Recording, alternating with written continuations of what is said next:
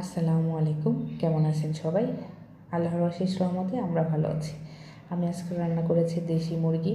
দেখেন কতটা লোভনীয় হয়েছে। আর এই লোভনীয় তরকারিটা আমি কীভাবে রান্না করেছি সেটাই আপনাদের সাথে শেয়ার করব।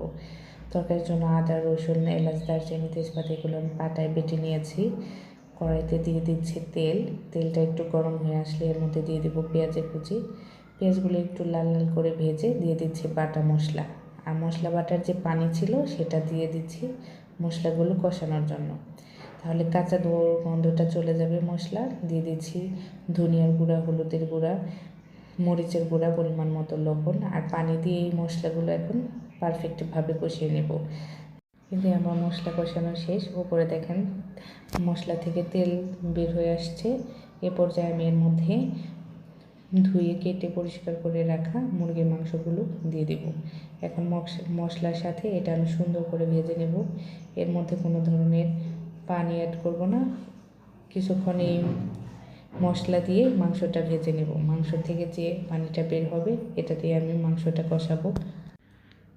মশলা কষানোর সময় আমি কিন্তু তেলের পরিমাণ অনেক কম দিয়েছিলাম, কারণ মাংসতে প্রচুর তেল রয়েছে। দেখেন গলে গিয়েছে কি পরিমাণ তেল হয়েছে।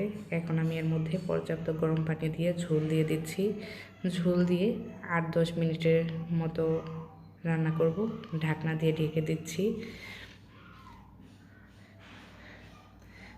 8-10 মিনিট পর ঢাকনা খুলে আমি নেড়ে দিচ্ছি। আর এখন ঝোলের পরিমাণ কমে আসছে। আমি একটু দেখব যে লবণ ঠিক আছে কি না। সামান্য একটু লবণ কম আছে, আর এমনি সব কিছু ঠিক আছে।